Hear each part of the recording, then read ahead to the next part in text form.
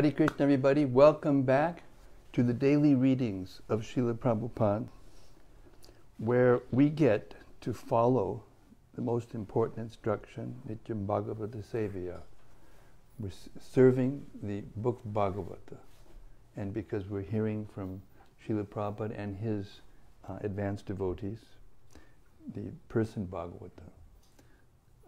So, lucky us.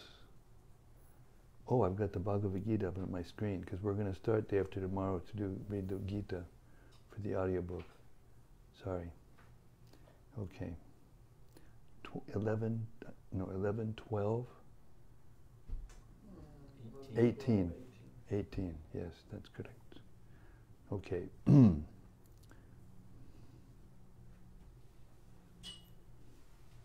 12. 18. All right. Sanatana Goswami's prayers. We religiously chant them every day for our edification and depth of our understanding and our ability to surrender to this sound vibration.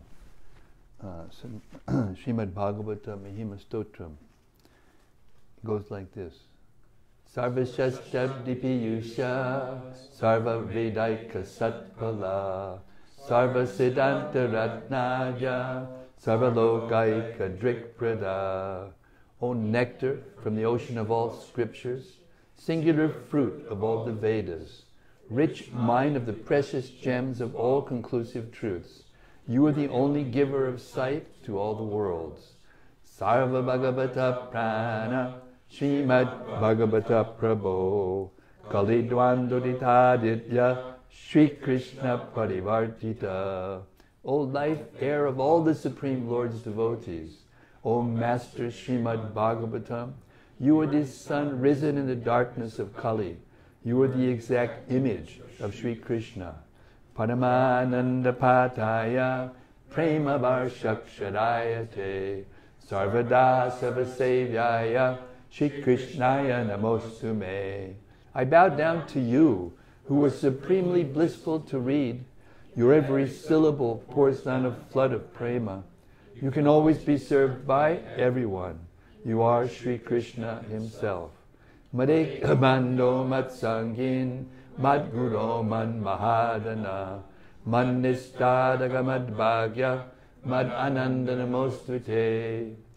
My only friend, my constant companion, my spiritual master, my great wealth, my savior, my good fortune, my source of ecstasy, I bow down to you.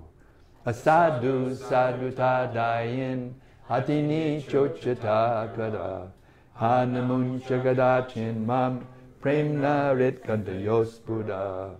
O bestower of saintliness to the unsaintly, O exalter of the most fallen, please never leave me. Always appear in my heart and my voice with pure love. Om Namo Bhagavate Vasudevaya. Om Namo Bhagavate Vasudevaya. Om Namo Bhagavate Vasudevaya. So every day it just gets more and more ecstatic, doesn't it? This reading yesterday where we came to the point where Krishna's telling Arjuna, Uddhava, almost chastising. He's asking, I'm confused because you're telling me all these different things and then you tell me this last thing. And he says to Arjuna, don't you know? Uddhava, don't you know? I'm speaking to the whole universe. There's all kinds of people out there and they need to hear different things so they can take the next step. And now we're going to go on from there. And that last step was just thinking of Krishna. So where do we go from there? Let's find out. Chapter 12, Canto 11, text 18. When sticks of kindling wood are vigorously rubbed together, heat is produced by contact with air, and a spark of fire appears. Once the fire is kindled, ghee is added and the fire blazes. Similarly, I become manifest in the sound, vibration of the Vedas. Purport. Lord Krishna here explains the most confidential meaning of Vedic knowledge. The Vedas first regulate ordinary material work and channel the fruits into ritualistic sacrifices, which ostensibly reward the performer with future benefits. The real purpose of these sacrifices, however, is to accustom a materialistic worker to offering the fruits of his work to a superior Vedic authority.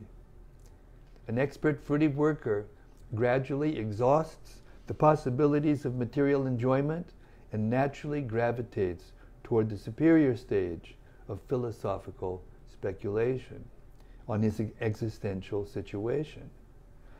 By increased knowledge, one becomes aware of the unlimited glories of the Supreme and gradually takes to the process of loving devotional service to the transcendental absolute truth. Lord Krishna is the goal of Vedic knowledge, as the Lord states in the Bhagavad Gita, Vedaish Chisarvar Aham Eva Vedyaha. The Lord gradually becomes manifest in the progression of Vedic rituals, just as fire is gradually manifest by the rubbing of firewood. The words Habisha Samedate, the fire increases by addition of ghee, indicate that by the progressive advancement of Vedic sacrifice, the fire of spiritual knowledge gradually blazes, illuminating everything and destroying the chain of fruitive work. Lord Krishna considered Uddhava to be the most qualified person to hear this elaborate transcendental knowledge. Therefore, the Lord mercifully instructs Uddhava so that he may enlighten the sages at Badrik Ashram, thus fulfilling the purpose of the sages' lives. He went everywhere in India, but he didn't go to Badrik Ashram. Krishna. Text 19. The functions of the working senses, the organ of speech, the hands, the legs, the genitals, and the anus, and the functions of the knowledge-acquiring senses, the nose, tongue, eyes, skin, and ears, along with the functions of the subtle senses of mind, intelligence, consciousness, and false ego, as well as the function of the subtle pradhan and the interaction of the three modes of material nature, all these should be understood as materially manifest form. Purport. By the word gati, or speech, the Lord concludes his discussion about his manifestation as Vedic vibrations and describes the functions of the other working senses along with the knowledge of consciousness, pradhan, and the interaction of the three modes of material nature.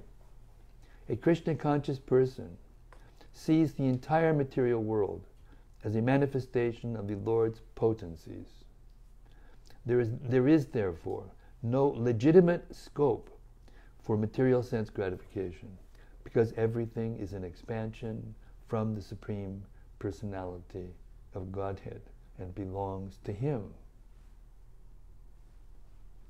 One who can understand the expansion of the Lord within subtle and gross material manifestation gives up his desire to live in this world. In the spiritual world, everything is eternal, full of bliss and knowledge. The exclusive feature of the material world is that here the living entity dreams that he is Lord. A sane person, giving up this hallucination, finds no attractive features in the kingdom of Maya, and therefore returns home, back to Godhead. Text 20. When many seeds are placed in the agricultural field, innumerable manifestations of trees, bushes, vegetables, and so on will arise from a single source, the soil. Similarly, the Supreme Personality of Godhead, who gives life to all and is eternal, originally exists beyond the scope of the cosmic manifestation. In the course of time, however, the Lord, who is the resting place of the three modes of nature and the source of the universal lotus flower, in which the cosmic manifestation takes place, divides his material potencies and thus appears to be manifest in innumerable forms, although he is one. Purport. Srila Viraraghava Acharya comments that one may question as to whom the cosmic manifestation, consisting of demigods, men, animals, plants, planets, space, Lord Krishna now eradicates any doubt about the source of the cosmic manifestation. The word trivrit, but are under superior control. The suffix vrit means the vartanam, or existence, of the three modes of material nature within the Supreme Personality of Godhead. Analyzing the term abja yoni. Wait, connection request from iPad 5. 237, oops. Now I lost it. Did you find it? It didn't say anything on here. I'll just put it in airplane mode. Really? Yeah, but I think I'm trying to get... something happened this morning, and this building lost the internet. And then, Radhakrishna was running around, and Maharaj was running around, and I was sitting there, Also, I can't run, so I just was sitting there, my mind running around, trying to figure out what to do. And Papa Hari was running around. We were all running around trying to figure out what to do. And then somebody did it, and I don't know what happened. But it's different. The signal is different. So every once in a while, my computer tries to tell me that this is not, bona fide what's going on. So I'm going, what? Krishna's telling us this belongs to Krishna. Don't be attached to it, right? That's what he's telling us. The suffix vrit means the vartanam, or existence, of the three modes of material nature within the Supreme Personality of Godhead. Analyzing the term abjajoni, up indicates water, and ja indicates birth. This abja means the complex material universe which sprouts from Garbhodakasha. Yoni, or source, indicates the Supreme Personality of Godhead, and thus abjayoni, manifestations. Indeed, all creation takes place within the Lord. Indeed, all creation takes place within the Lord. We are right now within the Lord. And the Lord is within us. That is the state of pure devotional service. To be conscious of that all the time. To be able to remember that during the day.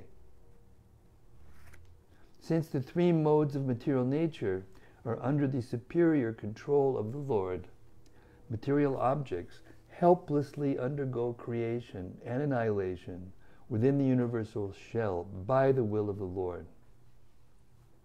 The term abhyakta indicates the Lord's subtle spiritual form, which exists alone before the material creation. The Lord's original form, being spiritual, does not undergo birth, transformation, or death. It is eternal.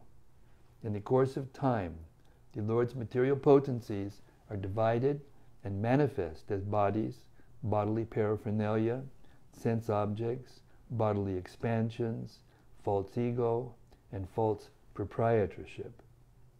Thus, the Lord expands his conscious living potency, called Jiva Shakti. That's us.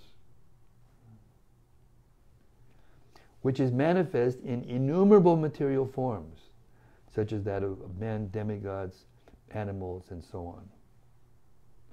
From the example of the seeds sown in an agricultural field, we can understand that the innumerable manifestations may arise from a single source.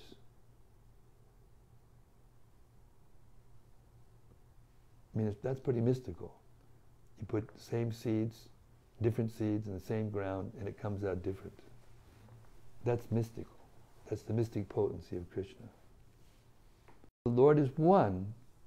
He becomes manifest in innumerable forms through the expansion of his different potencies. Text 21.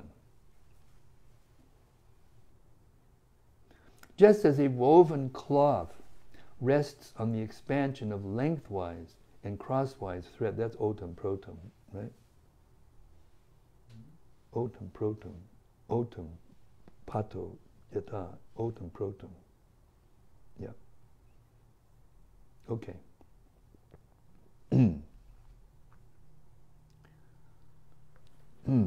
Just as a woven cloth rests on the expansion of lengthwise and crosswise threads, similarly, the entire universe is expanded on the lengthwise and the conditioned soul has been accepting material bodies since time immemorial, and these bodies are like great trees sustaining one's material existence. Just as a tree first blossoms and then produces fruit, similarly, the tree of material existence, one's material body, produces the various results of material existence. Purport. Before a tree produces fruit, blossoms appear. Similarly, the word pushpapale, according to Srila Vishwanath Chakravarti Thakur, indicates the happiness and distress of material existence. One's material life may appear to be blossoming, but ultimately there will appear the bitter fruits of old age, death, and other catastrophes. Attachment to the material body, which is always inclined towards sense gratification, is the root cause of material existence. And it is therefore called samsara taru. The tendency to exploit the external energy of the Supreme Lord has existed since time immemorial, as expressed by the words puranat karmanatmakaha. The material universe is an expansion of the illusory potency of the Supreme Lord and is always dependent on Him and non-different from Him. This simple understanding can relieve the conditioned souls from endless maya. The word pushpapale may also be understood as meaning sense gratification and liberation. The tree of material existence will be further explained in the following verses. Hold on to your hats. Well, you don't have any hats. Hold on to your sikas or braids or whatever.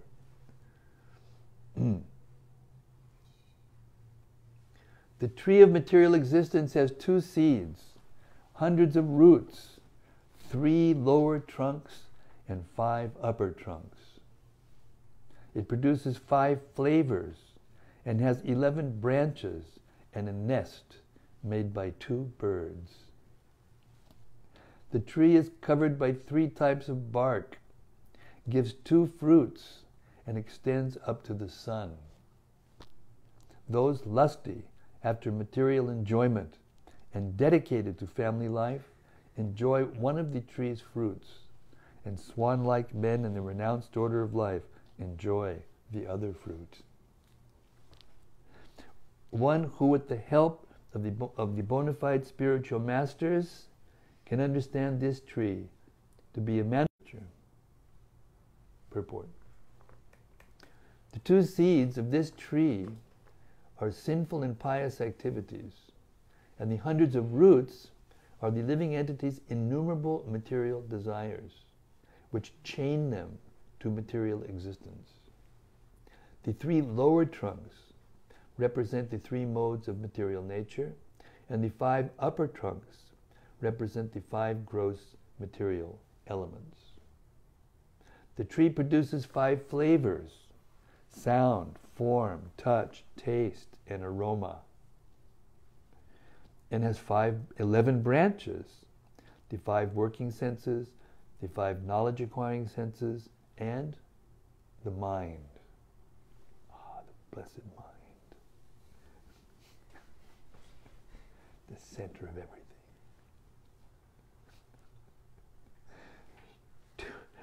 Two birds, namely the individual soul and the supersoul, have made their nest in this tree. And the 3 types of bark are air, bile, and mucus, the constituent elements of the body.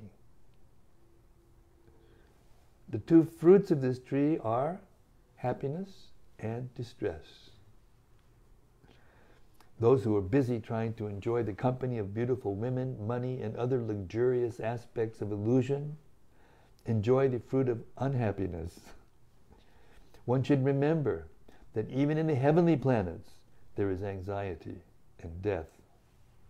Those who have renounced material goals and taken to the path of spiritual enlightenment enjoy the fruit of happiness. One who takes the assistance of bona fide spiritual masters can understand that this elaborate tree is simply the manifestation of the external potency of the Supreme Personality of Godhead, who is ultimately one without a second.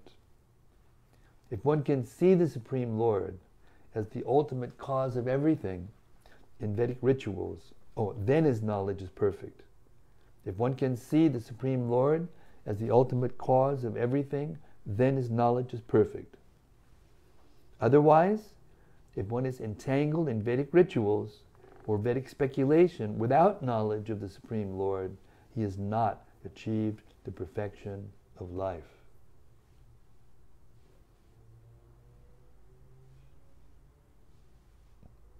Following so far? 24. We'll give you a chance later on to defeat Krishna. With intelligence, with steady intelligence, you should develop unalloyed devotional service by careful worship of the spiritual master, and with the sharpened axe of transcendental knowledge, you should cut off the subtle material covering of the soul. Upon realizing the Supreme Personality of Godhead, you should then give up that axe of analytic knowledge. That was the point somebody made about giving up. Yeah, that's what it means. The axe of analytic knowledge, that's what dissolves. That's what we have to give up. That's the knowledge that we have to give up. Purport. Because with Lord Krishna, there was no need for him to maintain the mentality of a conditioned soul. And thus, as described here by the words Sampadya Chatmanam, Uddhava could personally serve the lotus feet of the Lord in the spiritual world. Indeed, Uddhava requested this opportunity at the beginning of this great conversation. As stated here, Guru Pasanayika Bhaktya. One can achieve pure devotional service by worshipping a bona fide spiritual master. It is not recommended here that one give up pure devotional service or one's spiritual master. Rather, it is clearly stated by the words Vidya, cultivate knowledge of the material world, as described by Lord Krishna in this chapter. One should fully understand that each and every aspect of material creation is Lord. Such knowledge works as a sharpened axe to cut down the roots of material existence. In this way, even the stubborn, subtle body. Who has a stubborn, subtle body? Anybody? I didn't think so.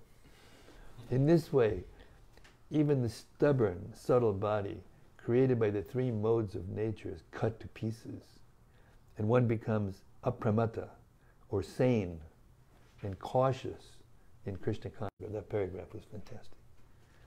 Lord Krishna has clearly explained in this chapter that the cowherd damsels of Vrindavan were not interested in an analytical approach to life. They simply loved Lord Krishna and could not think of anything else. Lord Chaitanya Mahaprabhu taught that all his devotees should follow in the footsteps of the cowherd damsels of Braja in order to develop the highest intensity of selfless love of Godhead. Lord Krishna has elaborately analyzed the nature of the material world so that the conditioned souls who are trying to enjoy it can cut down the tree of material existence with this knowledge. The words sampadya chatmanam indicate that a person with such knowledge has no further material existence. Of Godhead. Such a person should not loiter in the kingdom of understanding of the illusory creation.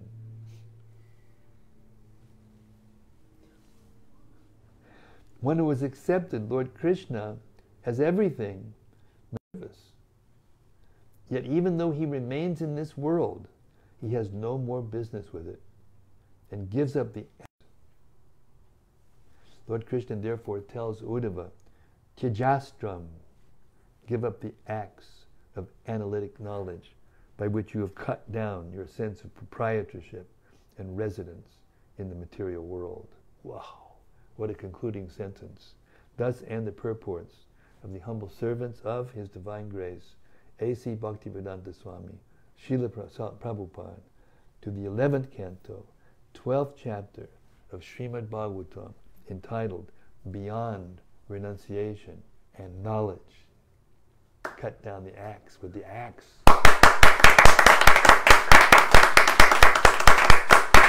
Hare Krishna, Krishna Krishna, Hare Hare. Jai, Srimad Bhagavatam ki Jai.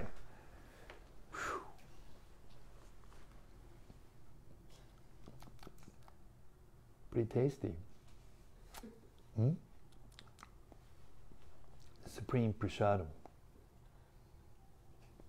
Taste. Harikatha. Okay. We still got plenty of time. Chapter 13. Vihangsa Avatar answers the questions of the sons of Brahma. In this chapter, Lord Sri Krishna explains to Uddhava how human beings, overwhelmed by sense gratification, become bound by the three modes of nature, and how to renounce these modes.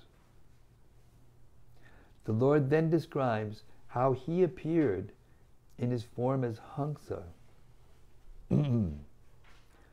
before Brahma and the four sages headed by Sanaka, and revealed to them various confidential truths.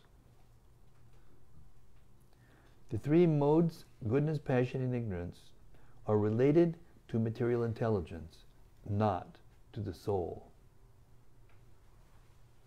Can I repeat that? You wouldn't mind? It wouldn't insult your intelligence. Modes, goodness, passion, and ignorance, are related. One should conquer the lower modes of passion and ignorance by the mode of goodness, by acting in the transcendental mode of pure goodness. By associating with things in the mode of goodness, one becomes more fully situated in that mode. So what chapter is this in the Gita, in the Bhagavad Gita? 14. And in the beginning of it says what? You'd get this knowledge and this will help you to transcend. It's even higher than the knowledge before. Even though it's already been higher. You can't get any higher than Manmanam Bhava Mad Bhakto. But this is teaching us how to see through the veil that's preventing us from being able to do that. Right?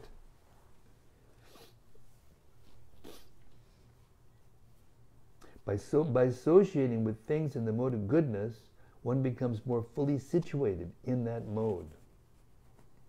The three modes increase their different influences through various types of scripture, water, place, time, beneficiaries of activity, natures of mantras, purificatory rituals, and so on.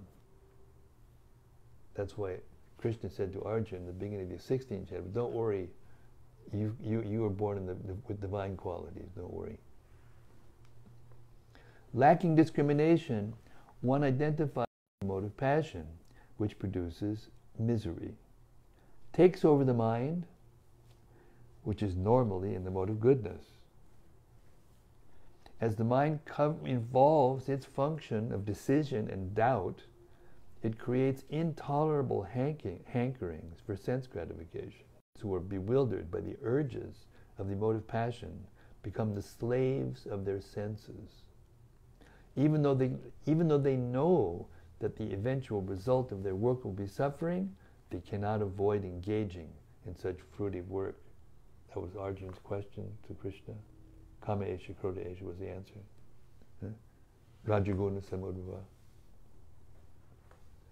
A discriminating person, on the other hand, keeps himself detached from the objects of the senses and, by utilizing appropriate renunciation, takes shelter of unalloyed devotional service. Lord Brahma himself has no material cause. He is the cause of the creation of all living beings and is the greatest among all the demigods. Yet even Brahma is always suffering agitation of the mind on account of the duties he has to perform. Shall I repeat that? Yet even Brahma is always suffering agitation of the mind on account of the duties he has to perform. Therefore, when he was questioned by his sons, headed by Sanaka, who were born from his mind, about the means for driving away desires for sense gratification, he was incapable of giving them an answer. In order to receive some insight into this matter, he took shelter of the Supreme Personality of Godhead, whereupon the Supreme Lord appeared before him in the form of the swan incarnation, Hansa avatar. Lord Hansa. Lord Hansa proceeded to give instructions about the categorical identity of the self, the different states of consciousness, wakefulness, awareness, sleep, and deep sleep, and the means for conquering over material existence. The sages, headed by Sanaka, became freed from all their doubts by hearing the words of the Lord and worshipped him with pure devotion and mature love of God. Text 1.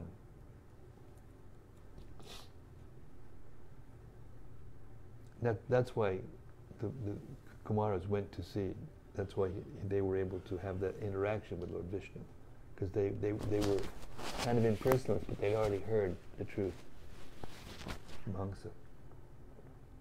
The Supreme Personality of Godhead said, the three modes of material nature, namely goodness, passion, and ignorance, pertain to material intelligence and not to the spirit soul. By development of material goodness, one can conquer the modes of passion and ignorance, and by cultivation of transcendental goodness, one may free oneself even from material goodness. Purport. Goodness in the material world never exists in a pure form. Therefore, it is common knowledge that on the material platform, one is working without personal, no one is working without personal motivation. So don't feel guilty because you got personal motivation, because everybody in this material world does. In the material world, goodness is always mixed with some amount of passion and ignorance, whereas spiritual or purified goodness, Vishuddha-sattva, represents the liberated platform of perfection. Materially, one is proud to be an honest, compassionate man, but unless one is fully Krishna conscious, one will speak truths that are not ultimately significant. And one will give mercy that is ultimately useless. Because the onward march of material time removes all situations and persons from the material stage, our so-called mercy and truth apply to situations that shortly will not exist. Real truth is eternal, and real mercy means to situate people in eternal truth. You don't mind if I repeat that? You don't mind? You don't mind if I repeat that? You sure? Real truth is eternal, and real mercy means to situate people in eternal truth. Preaching ki jai. Still, for an ordinary person, cultivation of material goodness may be a preliminary stage on the road to Krishna consciousness. For example, it is stated in the 10th canto of Srimad-Bhagavatam that one who is addicted to meat eating cannot understand the pastimes of Lord Krishna. By cultivation of the material mode of goodness, however, one may become a vegetarian and perhaps come to appreciate the sublime process of Krishna consciousness. Since it is clearly stated in the Bhagavad Gita that the material modes of nature constantly rotate, one must take advantage of an elevated position in material goodness to step onto the transcendental platform. Otherwise, as the wheel of time turns, one will again go into the darkness of material ignorance. That's the summary of the chapter. Text 2. Well, it's not. It is. It seems like it's summary. It was like the summary. Text 2. When the living entity becomes strongly situated in the mode of goodness, then religious principles characterized by devotional service to me become prominent. One can strengthen the mode of goodness by cultivation of those things that are already situated in goodness, and thus religious principles arise. Arise, religious principles. Purport. Since the three modes of material nature are constantly in conflict, vying for supremacy, how is it possible that the mode of goodness can subdue the modes of passion and ignorance? Lord Krishna here explains how one can be strongly fixed in the mode of goodness, which automatically gives rise to religious principles. In the 14th chapter of Bhagavad Gita, Lord Krishna elaborately explains the things that are in goodness, passion, and ignorance.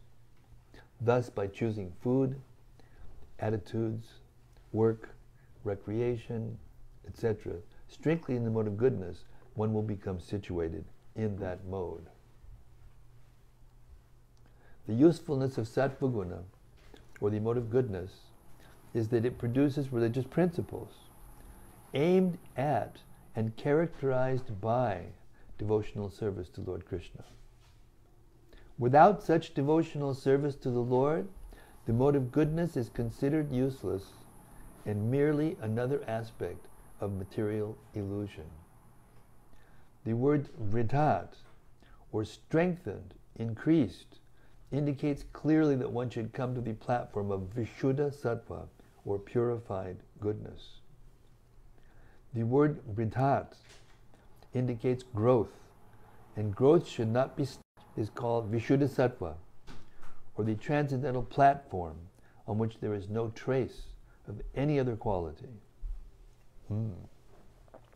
In pure goodness, all knowledge automatically manifests, and one can easily understand one's eternal loving relationship with Lord Krishna. That is the actual meaning and purpose of Dharma, or religious principles. Srila Madhvacharya, that an increase in the mode of goodness strengthens religious principles, and the invigorated execution of religious principles strengthens the mode of goodness. Can I hear that? Would you like to hear that again? You sure? You're not? Is anybody? Anybody that's asleep, raise your hand. Oh, good. All of us. Okay. Madhvacharya points out in this goodness strengthens religious principles, and the invigorated execution of religious principles strengthens the mode of goodness. In that way, one can advance higher and higher in the mode of spiritual happiness. Tricks of the trade. Huh? Text 3. Religious principles strengthened by the mode of goodness destroy the influence of passion and ignorance. When people cause, irreligion is quickly vanquished. So the cause of irreligious principles is? Passion and ignorance. And the cause of passion and ignorance is irreligion. Exactly. Mutually. And goodness and transcendental, they're also mutually cooperative.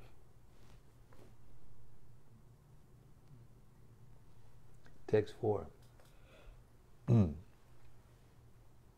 This should fascinate us.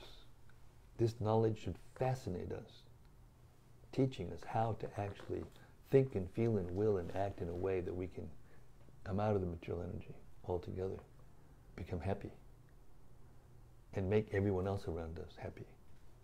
That's it. Translation. 4. According to the quality of religious scriptures, water, one's association with one's children, or with people in general, the particular place, the time, activities, mantras, and purificatory rituals, the modes of nature become differently prominent. Purport. The 10 items mentioned above possess superior and inferior qualities, and thus are identified as being in goodness, passion, and ignorance. One can increase the mode of goodness by selecting religious scriptures in goodness, pure in goodness, and so on. One should scrupulously avoid any of these 10 items that may be polluted by an inferior mode of nature. Text 5. Among the 10 items I have just mentioned, the great sages who understand Vedic knowledge have praised and recommended those that are in the mode of goodness, criticized and rejected those in the mode of indifference to those in the mode of passion. Text 6. I'll read that again because there's no purport.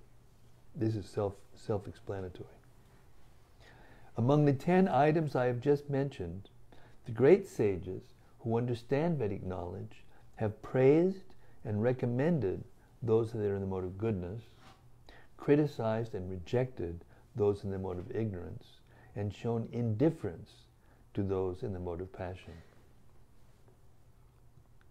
Text 6. Until one revives one's direct knowledge of the spirit soul and drives away the illusory identification with the material body and mind caused by the 3 modes of nature, one must cultivate those things in the mode of goodness. By increasing the mode of goodness, one automatically can understand and practice religious principles. And by such practice, transcendental knowledge is awakened. There it is, black and white, clear as day. Purport.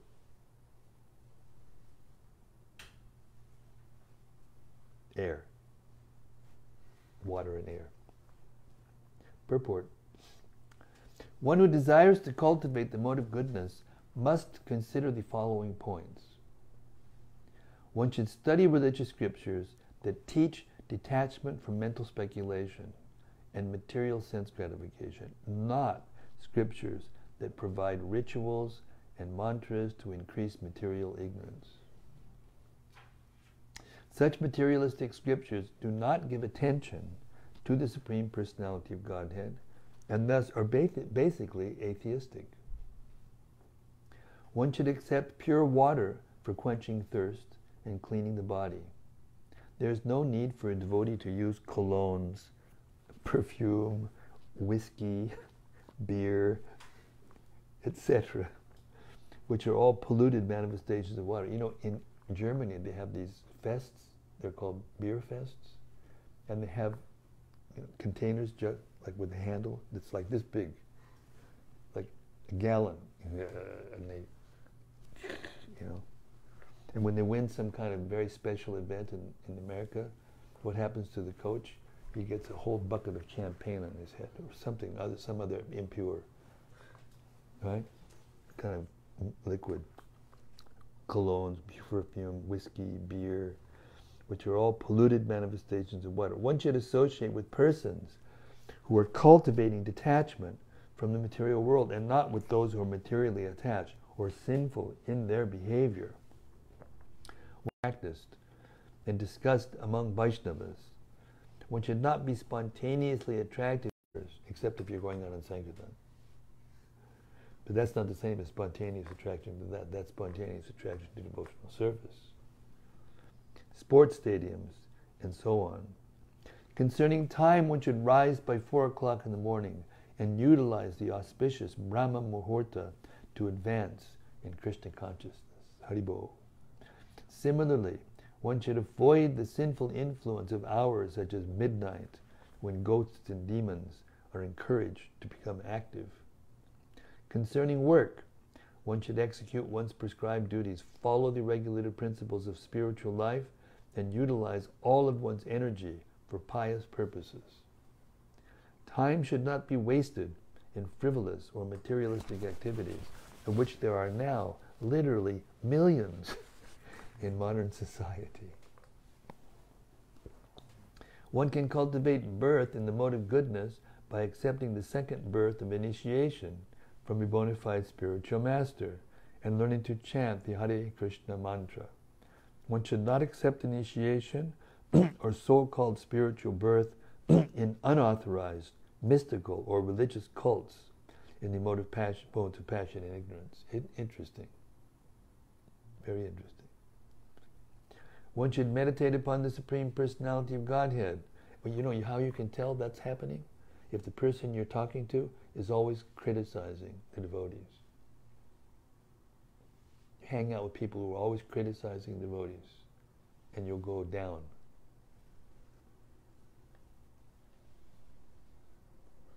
One should meditate upon the Supreme Personality of Godhead as the enjoyer of all sacrifices.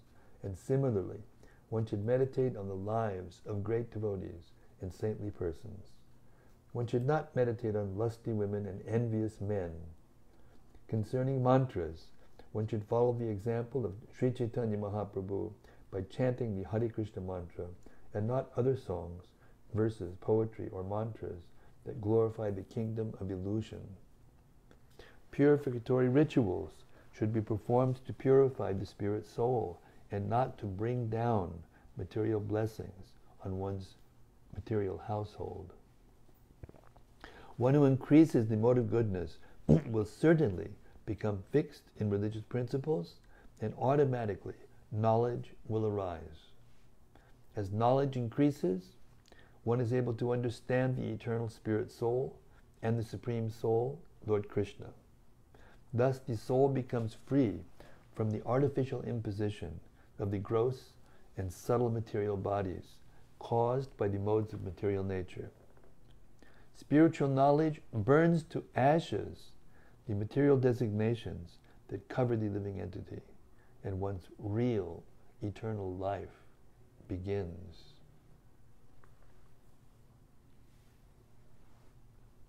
Text 7.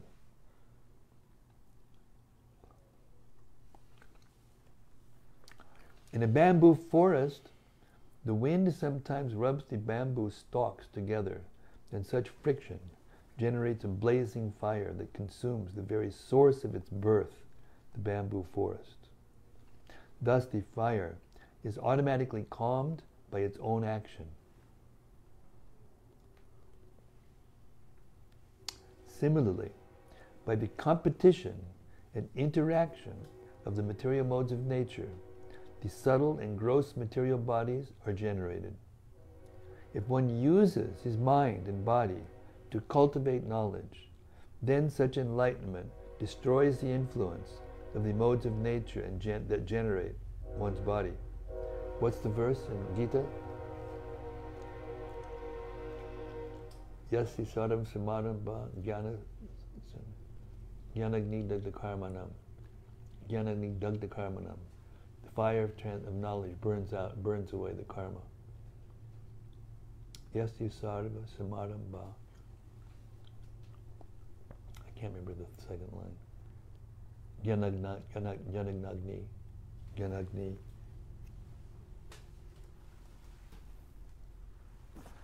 It's second chapter.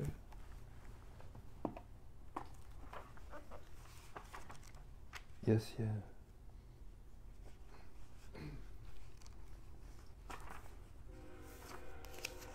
I'm just taking this time so that we can not be bothered by the conch shell of Maya. Yes, Yen? Huh? 419, are you sure?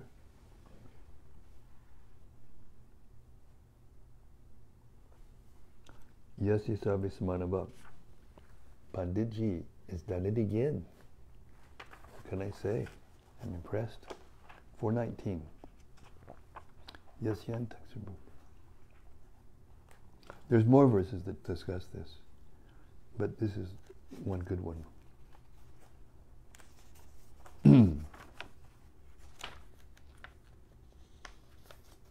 Yasya sarvi samaramba kama sankalpa varjita.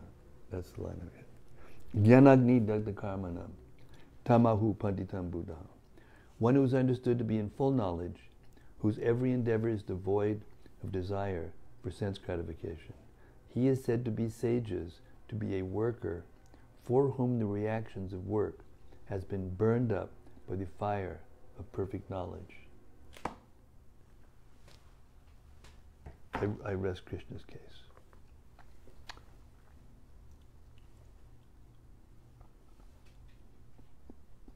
If one uses his mind and body to cultivate knowledge, then such enlightenment destroys the influence of the modes of nature that generated one's body. Thus, like the fire, the body and mind are pacified by their own actions in destroying the source of their birth. Purport. The word guna vyatyaya ja is significant in this verse. Vyatyaya indicates change or inversion of the normal order of things. Srila Bhaktisiddhanta Saraswati Thakur has described the concept of vyatyaya by giving the Sanskrit synonym vaishamya, which indicates inequality or disproportionate diversity. Thus, it is understood by the term guna vyatyaya ja that the body is generated by the unstable relationships of the three modes of material nature, which exist everywhere in constantly changing proportions. There is constant strife among the modes of nature. This is why sometimes you're feeling good and sometimes you're feeling agitated and sometimes you're feeling bewildered. It's just the modes of nature. It has nothing to do with you. A good person is sometimes torn by passion. And a passionate person sometimes wants to give up everything and rest. Right? An ignorant person may sometimes become disgusted with his depraved life. And a passionate person may sometimes indulge in bad habits in the mode of ignorance. Due to the interactive conflict of the modes of nature, one wanders throughout the material world, nature, creating one body after another by one's own work, karma. As it is said, variety is the mother of enjoyment. And the variety of material modes gives hope to the conditioned souls that by changing their material situation, their unhappiness and frustration can be turned into happiness and satisfaction. But even if one acquires relative material happiness, that will soon be disturbed by the inevitable flux of the material modes. And with that, we'll stop our reading for tonight. Hare Krishna. We got our hour of injection of transcendental knowledge. We should all be dancing in complete ecstasy right now, because now we're free from the modes and burning up our cause of our creation of our material body. Gyanagni dagda karmanam. Okay. It's all of your turns now.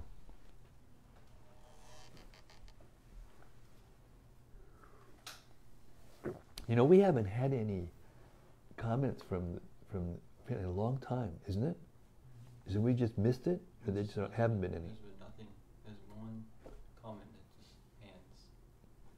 Yeah, there's lots of those hearts and this is and that. But I mean, maybe that's a good sign. People are kind of like satisfied. Maybe. I don't know. Mode of ignorance. Duh. Maybe this section is too... It's very heady. It's very heady. We call heady. That's why I read, I try my best. Why? I try to read slow and carefully and remind people, you know, sometimes get them to repeat and listen and bring them back into the flow of this high elevated discourse. Oh, here we go. We got it on there now. Oh, they're responding right away. Okay, we caught you out there. I don't know whether you were sleeping or not, but here we go. Jai Shri Devidasi. Jai Shri, you're so loyal and so good. She's in Hong Kong, right in the middle of this chaos of the coronavirus. And they gave it a name now.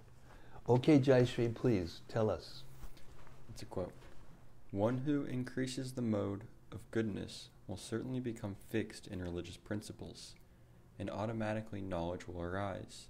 As knowledge increases, one is able to understand the eternal spirit soul and the supreme soul, Lord Krishna. End quote. 11.13.6 is being situated in the mode of goodness. An increase in religious principles automatically leads to devotional service and surrender to Krishna. Your servant, Jai Shri Devidasi. In a nutshell, yes. That is the conclusion of Krishna. But he's also saying that along the way, because the modes of nature are always shifting, there's always a tendency to go from that mode of goodness to another mode. So therefore, we have to select carefully, you know, what we do. And even if you're working in an ordinary place, I mean, I'm not talking about a slaughterhouse or a brothel or something like that, but whatever you do, she's a doctor, oncologist, very high, you know, activity. But if we do that without attachment to the result, you know, then that helps us.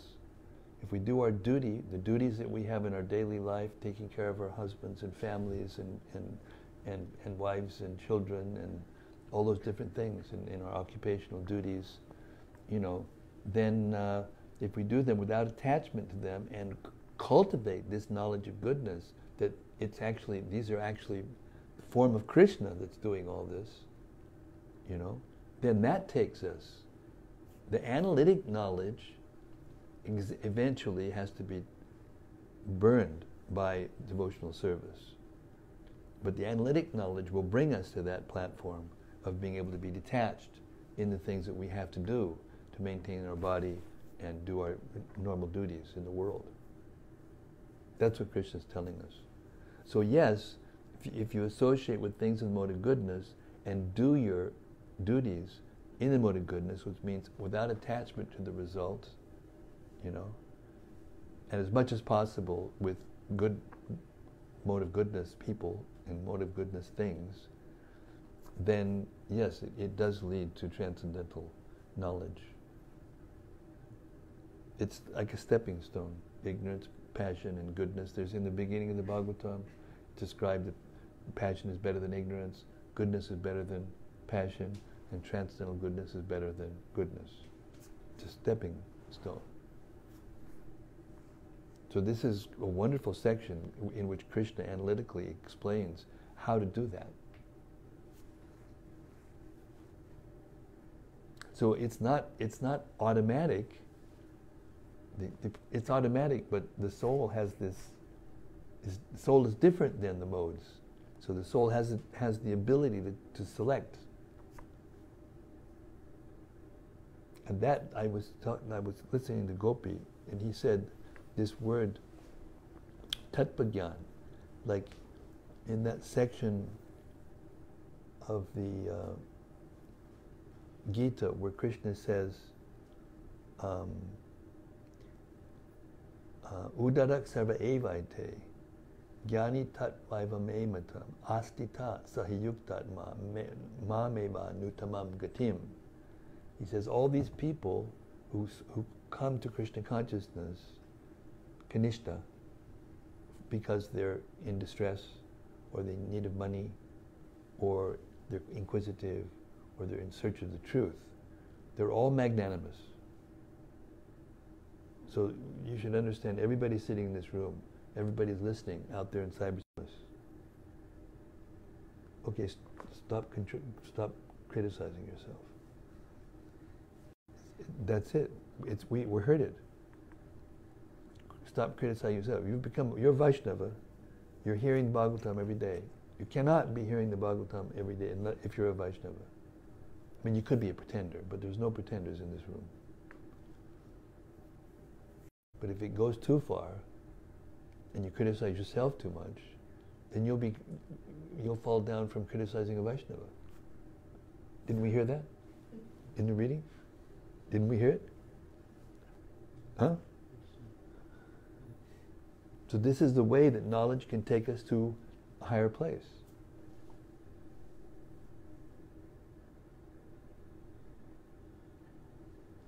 You know, it's like when sometimes you have to accept. I mean, when you start initiating disciples, it's very hard for me. But anyway, sometimes you have to accept service, you know, as service.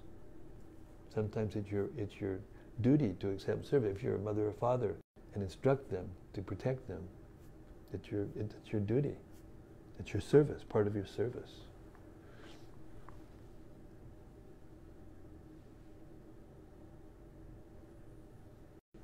Did anybody else?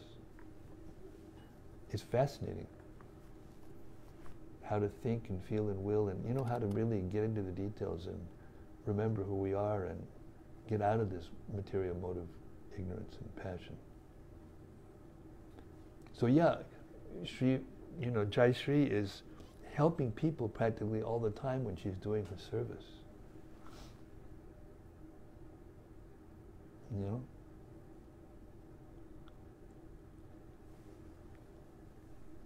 And now anyway, sorry, I don't want to embarrass you, but now she's thinking Govardhan is her home now. Huh? She's coming there regularly. Isn't it? Sorry, can't talk back. Isn't it? It's true. So therefore, when Gopakumar not ran into them, but they were coming, the Vaikuntha Dutas, they were coming from Vaikuntha, and Gopakumar was in the abode of liberation with the Vaikuntha Dutas coming from Vaikuntha going to the material world.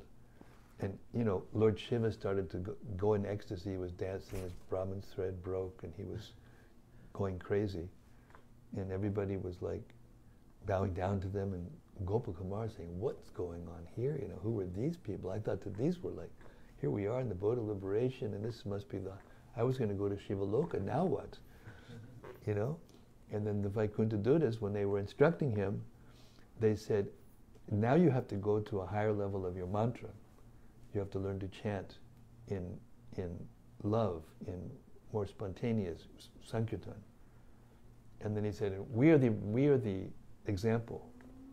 See, and then they pointed down to another place. They're outside the material cosmic manifestation, pointed there. See, there's another sankirtan party going down to the material world. He said, we all go there to help the devotees.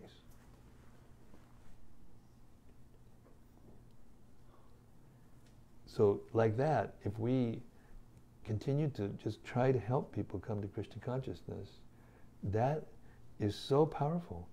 it will just destroy the mode of ignorance and passion easily.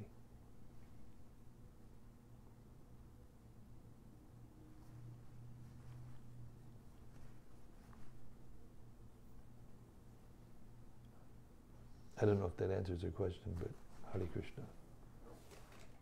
Oops.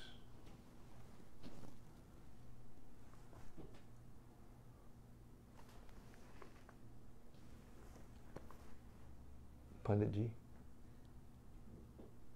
raise your hand. Give him the mic.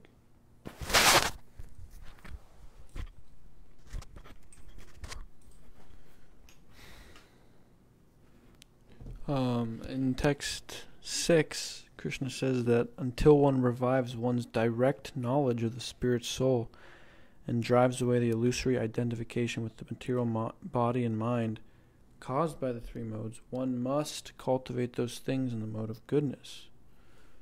Which I thought was interesting because it just shows that although it's not the ultimate goal, it should just be in the mode of goodness, but Krishna's kind of instructing that this is what one should do as long as one's not on the transcendental level. And so I think that has a lot of practical application, especially hearing from the Gita, all those things. And I liked how it said also in one of the purports about the 14th chapter, how it talks about the food and there's different items in the Bhagavad Gita, and it also said the attitude, that one's attitude can be in a different mode, that we can actually cultivate an attitude in the And mode what of is that goodness. attitude? Sakta karmanda vidbangso yata kurvanti bharata kuryat vidvantita saktis chikirshu lokasangraham. Remember that verse? Shakta karmanda vidbangso. The attached person may act in a certain way, and the unattached person may act in the same way for a different reason. Chikirshu lokasangraham, to set an example for others. So we act properly, even if we don't need to, because we know better. But we act properly because it as an example for others. So I didn't mean to cut in, but I just thought that verse fit right into what you just said. So that would mean like out of duty. To help others, not out of duty. To help, yeah, it is an out of duty, but it's a motivation. You're talking about the motivation. You're talking about the reason behind it. The reason behind it is to help others. That's not just duty. That's something more. That's compassion. It's also duty. It's also duty. Would that be considered transcendental to the mode of goodness, though? Not necessarily. Not necessarily. If you are unattached, you may act like you're within the modes and doing your duty properly in order to set an example for others. Not that you're pushed to do it by the modes.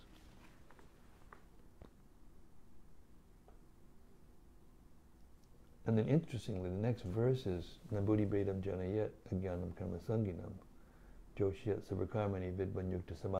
Rather, they should be engaged in activities that take them forward. Right?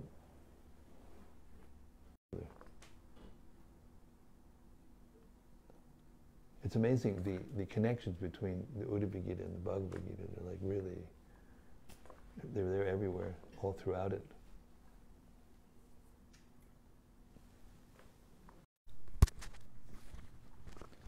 Hare Krishna Guru Maharaj. This is a really nice reading, and it's like kind of answering questions as they came up. But I really liked the explanation of how to come into the mode of goodness in this text 2 purport. As Srila Madhvacharya points out in this regard, that an increase in the mode of goodness strengthens religious principles, and the invigorated execution of religious principles strengthens the mode of goodness. In that way, one can advance higher and higher in the mode of spiritual happiness. And I was just wondering, in my mind, I was thinking, how can I actually, what do I do to learn how to detach from these things and actually grow into goodness and then into transcendental goodness, and it's just laying out like the marching orders. It was really nice. Yes, it lays it right out there. That's very good. And I also kind of thought that you're saying the modes are always fighting. I thought it's not that we just kind of wait around hoping for another mode to come by, but we have to actually endeavor and make we have to endeavor to make the changes to cultivate these modes. Where are you coming in from? I'm coming in from what? Ignorance. Oh, okay, I'll go with you. No. Exactly. Nice realization. That's what it is. It's just giving a blueprint, It's so clear. And by practice, constantly meditating, constantly practicing, remembering this, learning it, remembering it, you'll get it during the day and your life will change. That's what happens. That your spiritual master sometimes quote, you may remember it. If one's religious principles doesn't lead to renunciation, if one's spiritual attachment doesn't lead to love of God, then you're like a dead body, something like that. Remember that verse? I remember it, I just don't remember it. Yeah, I mean, I can't remember the details either. Anyway. It means it's progressive. Spiritual life is progressive, and we're supposed to feel like we're progressing, and we're supposed to be progressing. And then we feel encouraged. Even sometimes we're just, it's easy to become, routine. Because our life, mode of life of goodness is very routine, But if we transcendentalize that mode of goodness by, it said here, rising early in the morning, doing your morning program, chanting Hare Krishna, keeping clean, goodness, it invigorates the activity, and that invigorated activity increases our desire to be cleaner, and like that. That's the nuts and bolts of it. And then you progress. Then you become progressive.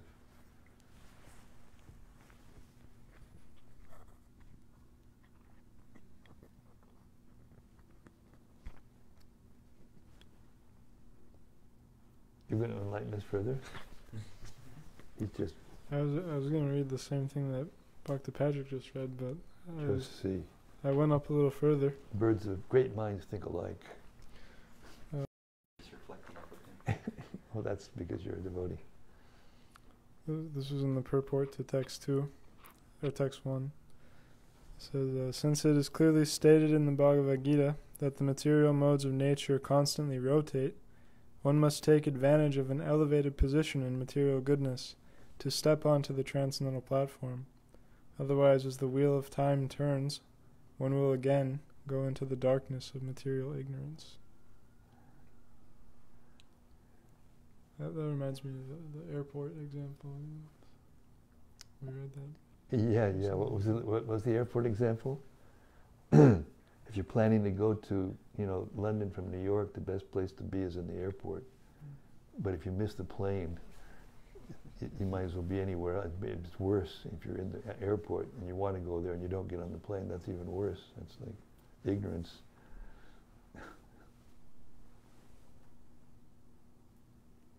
Got to get on the plane.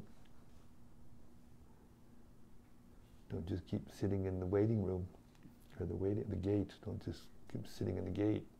Yes. I was just thinking that. I was just thinking in my head that I would like to do this. I would like to try to cultivate the mode of goodness more. But then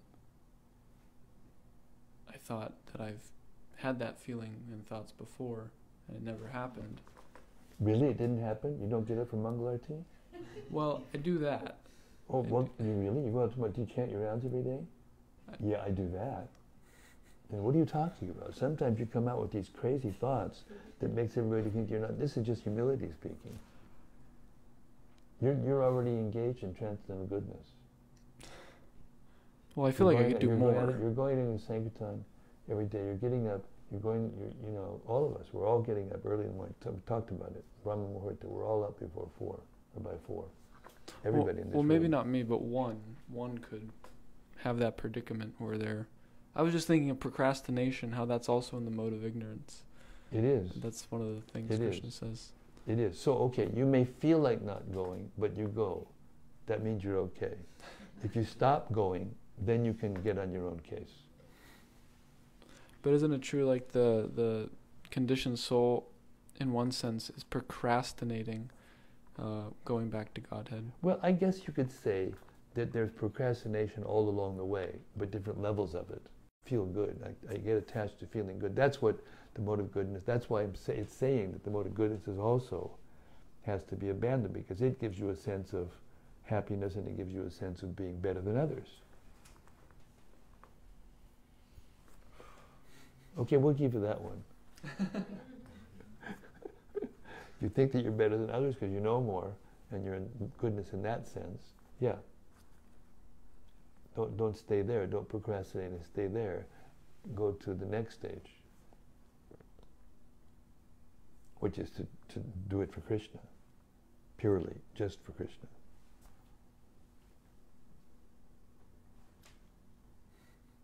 And you do that by teaching others. We just heard it, didn't we? Living goodness and teach others to be in goodness and teach others to, then you become blessed. Then the spiritual masters, our previous acharyas, our own Diksha Gurus, they will bless us and we will taste, we'll get the taste. That's how I always go like this. It's so tasty, this knowledge. It's like a whole plate of Maha sweets, And we can, yes, I've been waiting for weeks for Shobha to speak. Go ahead. But we don't have the enough strength, like prana. You have full desire to develop the mode of goodness or further advance in Krishna consciousness, but your conditioning or karma, whatever it is, but you don't have that enough strength and determination to pull yourself. Luckily for you, you don't have to do it. Luckily for you, Krishna does it. Because when he sees that you do the things that you do, and all of us know what you do, anybody who takes what you cooked knows what you do. Anybody can say, no, not me, not me, not me. But it's a fact. So my point, I'm trying to make a point, that it's not something that we can do. They have that idea in Christianity also. It's not by your good works that do it. You need the mercy of Vaishnavas. And that's what keeps us going. That's what keeps us off this procrastinating stage. Whether you like to hear it or not, everybody who associates, shall we have a raise of hands? Hands raised. Unanimous except for Sarva because he's asleep. No, he's raising it. There he goes. Okay. So, okay. Maybe there may be some humility there that we think we're not, but we can't see ourselves objectively, and we can't really do that. It's not that you have the modes of nature, but Krishna, when he sees you serving the Vaishnavas the way you do and do what you do, then he helps you. And what's the it's how others see you. That's the objective reality. So rather than just always be subjective, because whenever you think about yourself subjectively, you're always going to think that you're this or that or the other thing, So there we do have to evaluate ourselves. We should evaluate ourselves, but it should be practical. Practically receive from the books whether we're doing it or not, so I can give that to you. But we also see through how the other Vaishnavas see us and interact with us, and how much happiness, how much they're pleased with us. That gives us, that's the practical application of how, what was that, what you just said? The goodness, activates the transcendental, and then that transcendental knowledge invigorates the devotional service, and then they operate. One encourages the other, therefore it just goes up and up and up. And that's the mercy of the Vaishnavas. And not just the mercy of Krishna, the mercy of the Vaishnavas, because he plans it that way. That's the way he moves. That's the way he operates.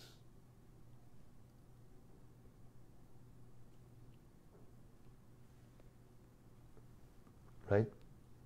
Am I right? Hare Krishna.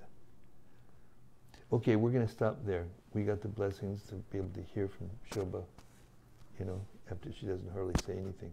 Next, we're waiting for, you know, who?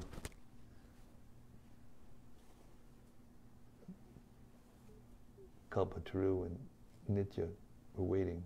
Okay, that's it. It's 20 minutes to 8. We're going to stop. Hare Krishna, Hare Krishna. Uddhava ki jai for his questions. Krishna ki jai for his answers.